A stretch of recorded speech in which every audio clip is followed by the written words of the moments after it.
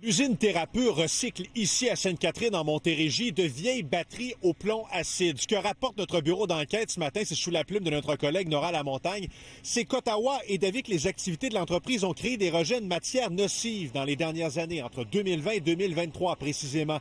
Des documents consultés révèlent que Thérapure aurait déversé 700 tonnes de sulfate par mois pendant plusieurs mois dans un tuyau d'égout municipal se vidant en pleine voie maritime. Un autre événement en 2022, nous dit le bureau d'enquête, aurait provoqué le débordement de bassins de décantation, déversant donc de l'eau contaminée jusque dans le fleuve. Il y a longtemps que la ville se pose des questions et est en communication avec Thérapure. Des sursis auraient été demandés, le temps de trouver des solutions. De l'argent aussi aurait été injecté par l'entreprise pour réduire les rejets. Ici, bien des citoyens se disent surpris. Tout ce qui est dans le domaine du recyclage, on a toujours eu des problèmes, même dans la ville de Montréal. Il y a toujours eu excuse l'expression anglophone, du leakage, là, et ainsi de suite. Là. C'est grave, là.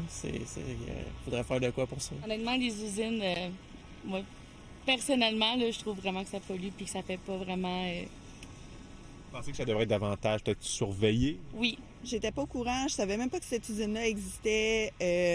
Donc, effectivement, c'est pas une bonne chose d'apprendre ça ce matin, je dirais. Ça fait des années que c'est là, c'est pas d'hier. Ça se peut bien que tu sais, toute usine, on sait bien qu'il y en a plusieurs usines qui font du déversement ou quoi que ce soit. C'est pas trop rassurant, là. La ville de Sainte-Catherine n'a pas voulu commenter. Quant à Thérapure, un responsable écrit « Opérer en conformité avec la loi est et a toujours été la priorité de Thérapure. L'entreprise assure que ses rejets sont conformes aux normes et qu'elle détient un permis d'exploitation valide. » Andy Saint-André, TVA Nouvelles, à Sainte-Catherine, en Montérégie.